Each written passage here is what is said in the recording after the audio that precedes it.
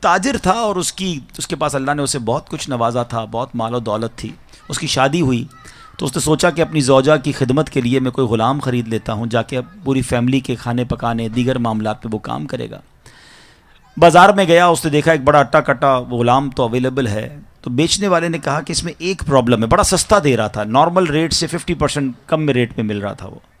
تو کہا اس میں ایک پرابلم ہے، اور وہ پرابلم یہ ہے کہ یہ سال میں ایک بار جھوٹ بولتا ہے. آج کے دور میں تو سارے لوگ جھوٹ بولتے ہیں، میں بھی جھوٹ بول رہا ہوتا ہوں، تو ٹھیک ہے میرا غلام سال میں ایک بار جھوٹ بولے گا. اس نے اس کو پرچیز کر لیا، گھر پہ لایا تو اس نے بڑی کمال کی خدمت کی، کھانا پینا بہت سارے معاملات میں بڑا شاندار اس کا کردار رہا. 1 سال کمپلیٹ ہو گیا اور وہ وقت آ گیا کہ جب اس نے جھوٹ بولنا تھا. تو اس نے جا کر اسی جو مالکن تھی اس کو جا کر کہا کہ آپ کو معلوم ہے کہ آپ کا شوہر جو ہے وہ آپ کو چھوڑنے والا ہے اور دوسری شادی کرنے والا ہے، کسی اور کے چکر میں ہے، اور آپ کا گھر تو ٹوٹنے والا ہے.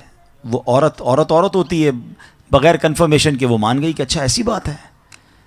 تو کہا میرے پاس ایک طریقہ ہے، میں آپ کے شوہر کو آپ کی طرف واپس لا سکتا ہوں.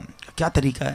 کہا بس آپ اس کی گردن پر داڑھی کے جو بال ہیں نا وہ مجھے کچھ کاٹ کے لا دیں، میں بس کچھ پڑھوں گا تو وہ پھر آپ کی طرف آ جائے گا، اور یہ اس طرح ہے، یہ لیجیے اور اس سے جا کے اس کے بال کاٹ لیجیے گا.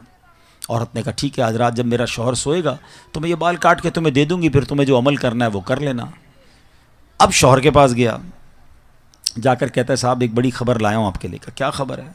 کہ دیکھیں آپ کا نمک کھایا ہے، مگر مجھے پتہ چلا ہے کہ آپ کی بیوی کسی اور کے ساتھ اس کا چکر ہے، اور آج رات اس نے آپ کو قتل کرنے کا پروگرام بنایا ہے. کہا ایسا کیسے ہو سکتا ہے؟ ہم بڑی محبت سے رہتے ہیں، بڑا پیار ہے ہمارے اندر.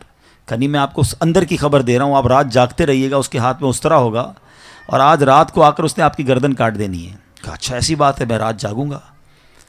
دونوں طرف جھوٹ، دونوں طرف پلاننگ.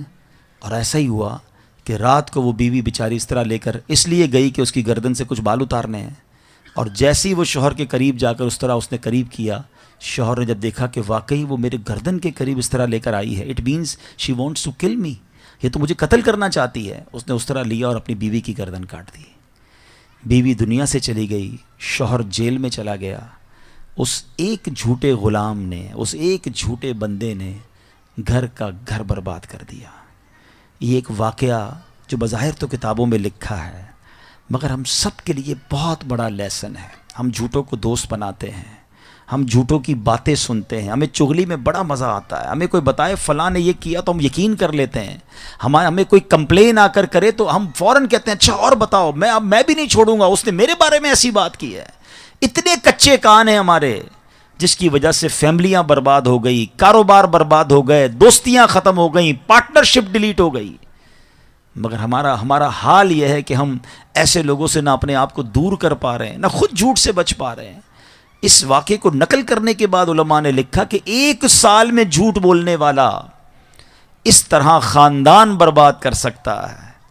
تو جو روز جھوٹ بولنے والا ہے، جس کا آج کل تو ایک سب سے بڑا پرابلم یہ ہے کہ جھوٹ کو عیب ہی نہیں سمجھا جاتا، بٹ نوبڈی کیئرز. کس کو فکر ہے؟